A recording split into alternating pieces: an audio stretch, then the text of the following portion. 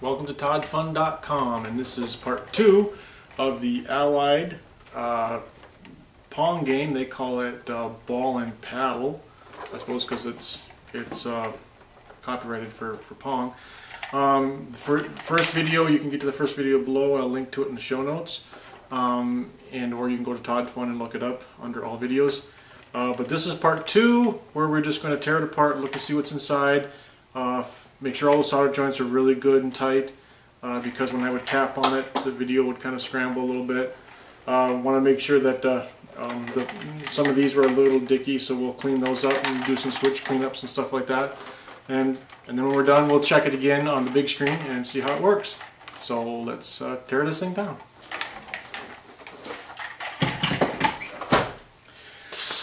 I do expect to find a standard Pong chip inside. That's how these Pong games all came out in '76. They would all just buy the standard Pong chip. I believe the one that will be in here might be the MOS technology one, but we'll see what it's marked when we get inside. Just to help the next person along, normally you have markings like this on the back of products, but there wasn't, so I put it on. 7.8 volts DC with a positive inner pin, video out, and then in, this is antenna or whatever you want in. Okay, got all the screws out, so this should just lift up and out of the way. Boy, that makes it nice and serviceable, doesn't it? Now I can easily test that the voltage is on the back there to see what this is going to be like. So let's do that voltage test next. So I'm going to plug in the OEM power supply, and I'm going to turn it on, and it is on. And I'm just going to put my negative probe any place on the ground plane, and then I'm going to check to see what the power is here. Okay, we're getting 7.6. So just to take a look at what we have here so far, this is the 1 or 2 or 4 player. This is the signal coming from the antenna out, from the antenna in, comes in through this. It's got like a bit of a signal choke on there. Comes over top of this shielded cable into here, and then this switch selects between power off this whole box, or in fact we'll unplug it so that we're not even plugged in anymore, and or power on the box, and then the signal's coming. Well, actually, when you're over here, it's feeding through. It's power off and feeds down, over, up, and into here, so you get your regular antenna out this back to your television. When you go to this side, then you're no longer getting the antenna coming in, you're only getting the video game coming out this black wire here, and then comes down and jumpers on this board through this switch, and then comes up this shielded cable, and now is going out to your television. All these wires over here are just for your game controllers. One of them has a red wire, that would be this one. This one with the red wire is the one that has the red button. How convenient. The rest of them don't have that extra 4th wire or 5th wire. 4th wire. This is the gun out for the trigger on the gun. And I might have been standing too close. If you watch the video 1, you might have to. I mean, it has a long cord on the thing. You might have to stand back quite a ways for that gun to work. But I don't have a place to test that really. Okay, that buzzing noise you hear in the background is the television picking up stray noises and or picking them up here, and I just want to see if I can clear the picture up a little bit and take away the shakiness. So I'm going to start wiggling things to see, and I'm watching the monitor over there, the TV, and I'm just seeing if any of these wiggles cause picture distortion, because if they do, because if I whack it, I see picture distortions. But I'm checking these wires first to see if they do anything, and they seem fairly clean. Now this capacitor might be bad. That might be causing some of our issues, but we can test that later. But I'm not getting any. I'm wiggling buttons and wires, and I don't see. Only when I whack this do I see screen messes up. But all the other video signals seem pretty strong. This one's got a little. This one does,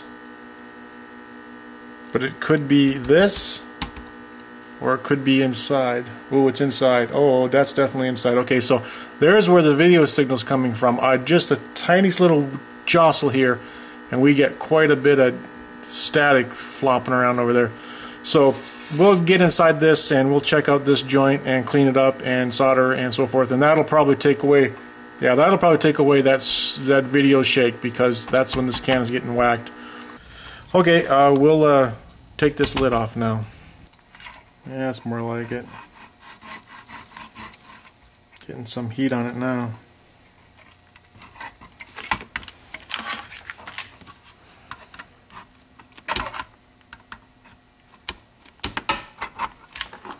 Really helps to have a gun that can put down a lot of heat when you're dealing with such a large piece.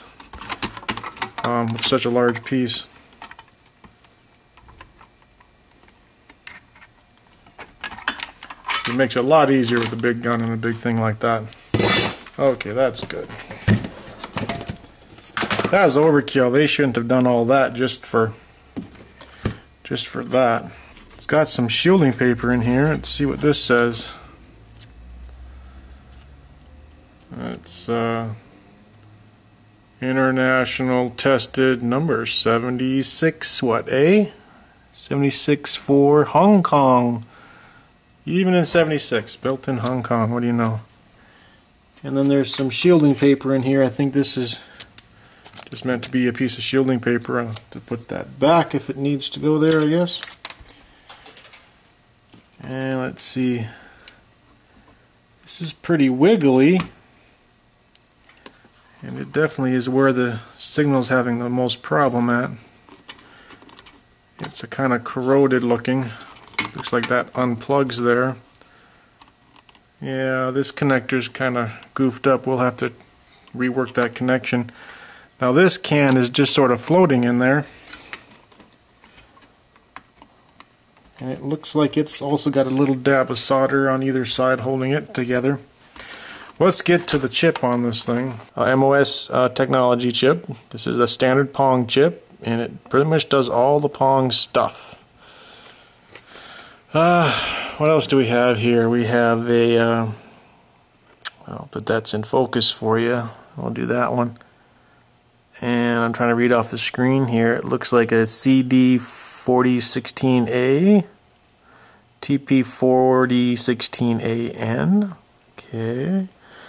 And then over there is a TP4069UB, and this is a 7632 date code, so that means this was done in 1976. That chip was created in 76, 32nd month, which is right on schedule for trying to make the Christmas year that they did not get. And interestingly enough, there's a pot there. There's a crystal. I don't know if I can get the crystal on there. Let me see if I can read it for you.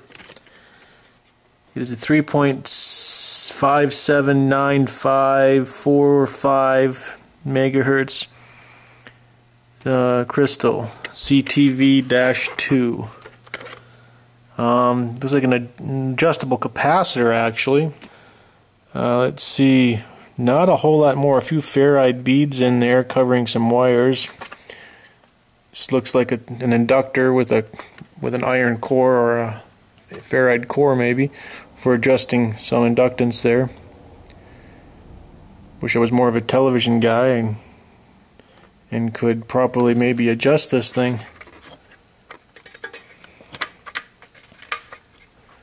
Now that's the TV 1 and 3 switch. It needs to be cleaned up a little bit because it was not switching channels very well. I'm not seeing much of any problems there. We'll go ahead and take this. It's got like a tuner on there too, but I wouldn't want to fuddle with much unless I know exactly where I'm going back to try and get the hum out of this thing, but it seems for the most part working.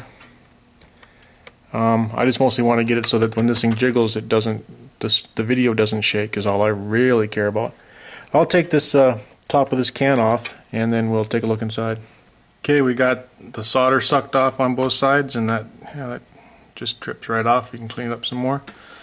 So that's what we have inside that little can. It looks pretty clean. It's got a green board in there, the actual solder mask on that one, whereas this is just raw copper over here. So this internal board, probably for changing everything to channel 3 and or channel 4 tuner, is inside here. So I just want to make sure that everything looks good inside here, and then I'm going to clean up this contact and test the video again. Well, I found some voodoo in here. I'll take you in and show you what I mean. To me, it's voodoo because I don't get it. We'll see if we can zoom in a little bit more. So this is a piece of magnet wire, or that is, it's enameled wire. It comes over here, and if you notice, it's not soldered on, and that looks quite intentional. There's a pin right there, and there's some wax or something to hold it in place. I am clueless as to that. And at first I thought, well, they didn't solder that on, but I'm not a television guy. And then I noticed over here there's another one, and if we can tilt it, you can see it's got the same thing. It's just wax, and it's not soldered on or nothing, and you won't see it moves up and down. You will not get good contact through there, so it's almost as if it's doing some sort of inductive coupling, maybe like trying to take some signal and radiate it to ground or something through some slightly inductive mechanism. So we'll power this up and see if jiggling these causes any signal differences in the television, and if they do, I guess that's just the way they want that to be. I mean, they don't want that to be fully grounded, I'm sure of it. So all the people out there that know how these little tuning boxes work, you're probably familiar and say, hey, that's how that has to be. That's got to, get some of that spurious signals to radiate to ground or something like that. So let me clean this guy up here inside and out and hook it up, and then test that, jiggling these probably does change the signal a little bit. Okay, I'm going to test those voodoo wires there and see what we get. I have a lot less signal mess when I wiggle this connector. I'm not getting the same signal muckety muck. I'm going to tittle with this piece of voodoo here with a plastic thing.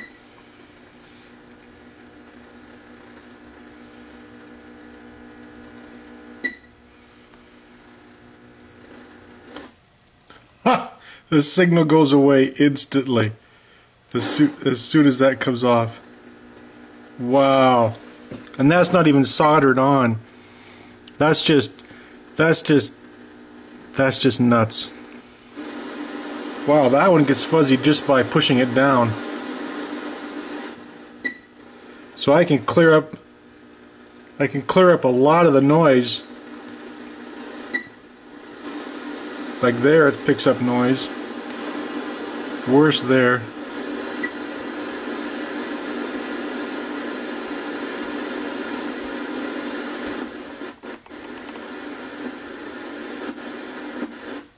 And the signal completely goes away as soon as that little piece of voodoo wire comes off. Oh my lord. That'll be my new little coin wire. Let's see if the voodoo wire fell off. That gets real messed up if I push it down all the way. So it doesn't like being that low. It wants to be right at the top.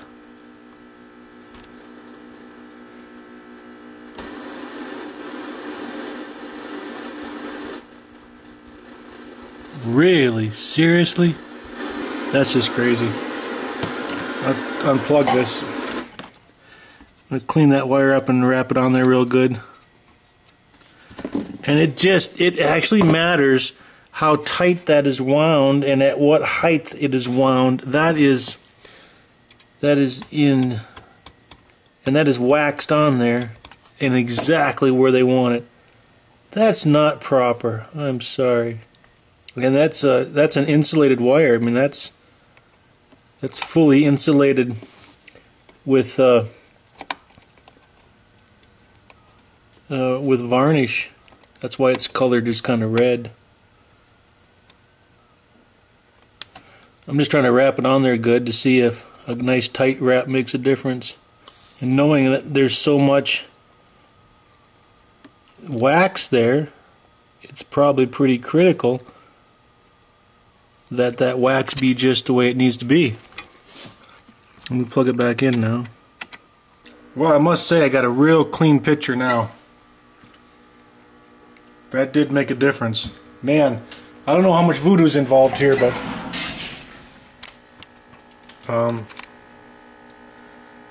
I hear a little buzzy noise, but for the most part the picture's the clearest it's been, the color's the best it's been, and just that one little varnish covered magnet wire basically inductively looping to ground is what's needed. Talk about having your tongue at the right angle in order to get this thing tuned. Well, let's can this thing back up again and see if that helps even more.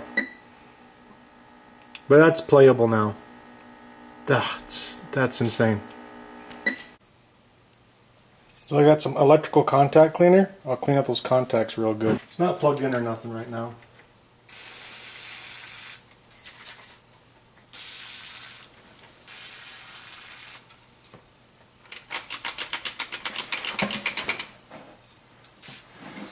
I don't know if you can see that.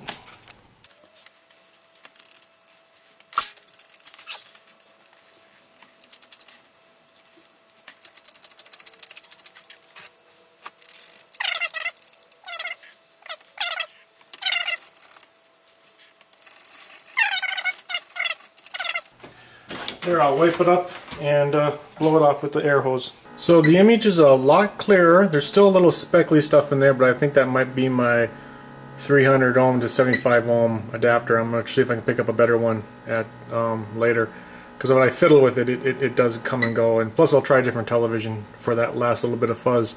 But everything coming from here is done. I can whack on the box now and it doesn't show up, you know, on the screen at all. So there's no more loose wires or anything that's causing video issues. Plus, which interesting enough is, it seems like this is the only controller that's goofy now. The other ones seem to come good. I didn't really do anything with this one other than clean the contacts inside. So this one's solid now, but this one is still a little. It doesn't move quite right. It kind of jerks up and down. So we'll take this one apart and see the insides of that and clean it up. Well, let's have a look inside of one of these. They're all the same except for the one has a button, and this one needs to most likely be cleaned up. Back when they used to put things together with just simple screws.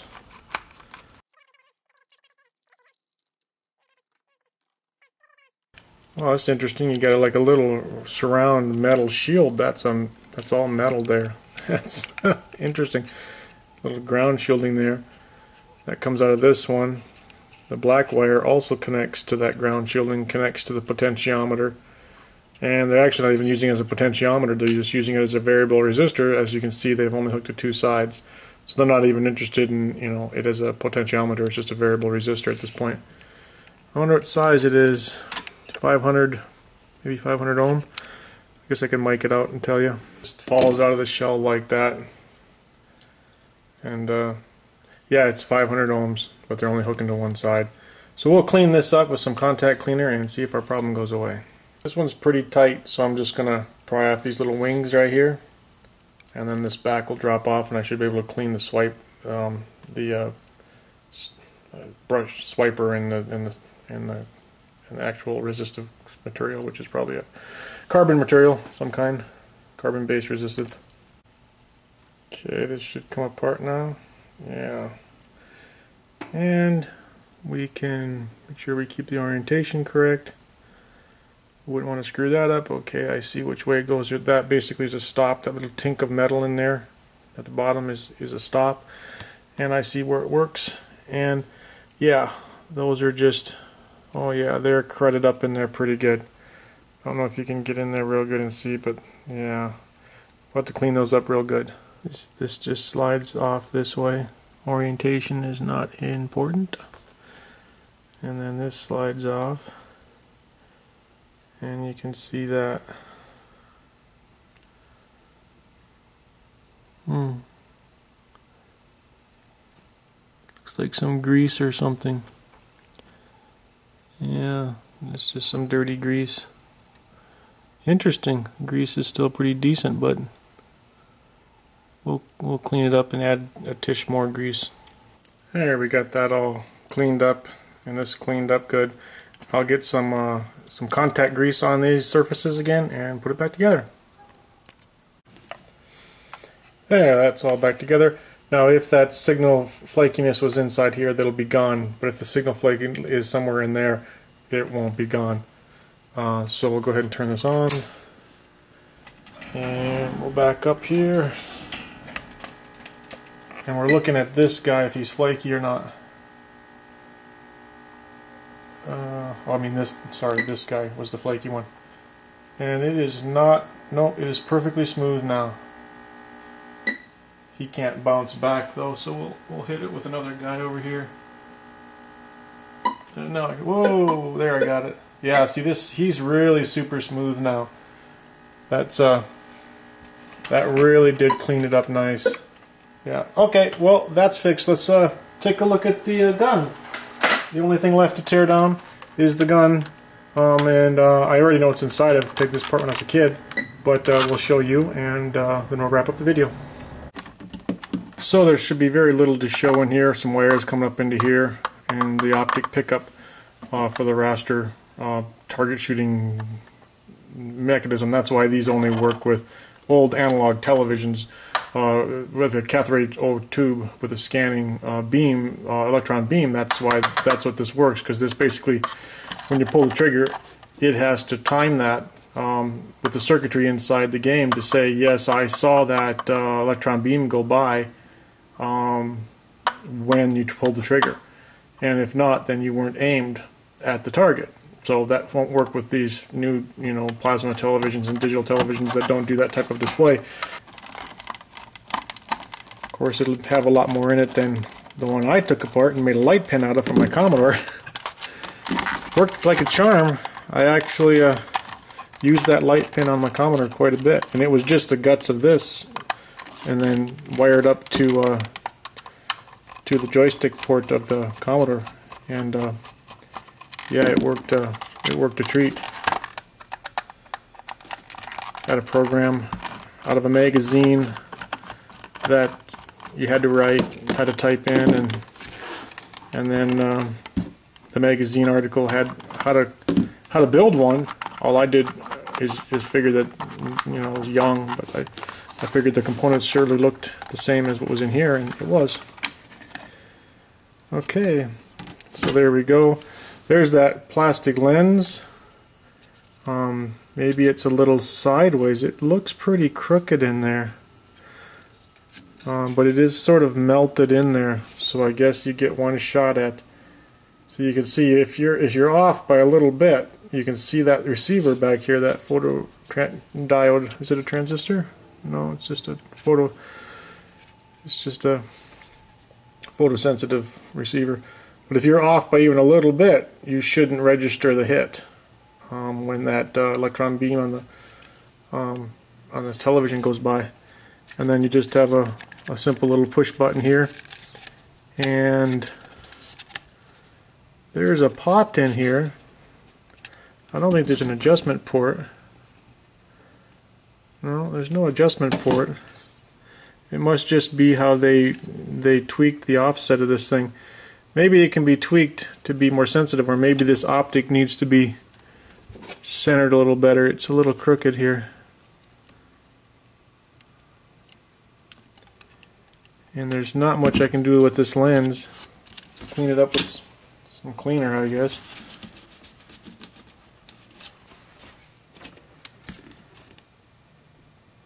Yeah.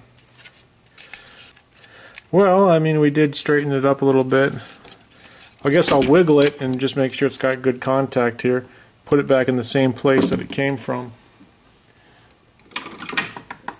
It's going to be pointing off right at that. Okay. Well, it's just hammered out one way. It's all but hammered out one way. Oh, wait a minute. There's an adjustment on this side. So it is adjustable. So we can pop that off and adjust that to see if we can get it to be a little more proper with the television. Okay, we'll put it back together and test that out. So in player 2 mode, for the gun, it moves a lot slower. So I should be able to. That's a hit. For sure that's a hit. I was right on it. Yeah. But now if I point off in just any old direction, it's also a hit. See, it's also a hit. So let's just I'm going to try and adjust that pot and see if that helps any. No. And we have Allied name of the game all cleaned up and working. It's all 4 players are working now. We got 2 people playing on a 63-inch plasma television. And yes, it's working great. It is in color even. One guy's yellow, the other guy's looks like pink. I'm yellow. And Alex is playing mom. And boy, that is all types of pong. Wow, look at that go. That's fast, huh? It's a pretty good precision. Okay, Alex, go ahead and show hockey. Okay. Okay, it's 2-player hockey. This does do 4-player hockey. All 4 players can be 4 different people with the different controllers. But in 2-player mode, a single controller controls 2 of the players. So that's why you see 2 of them go up and down at the same time. But if we had 4 people, you would see them all going up independently. Oh my god. Yeah, that's a goaltender there.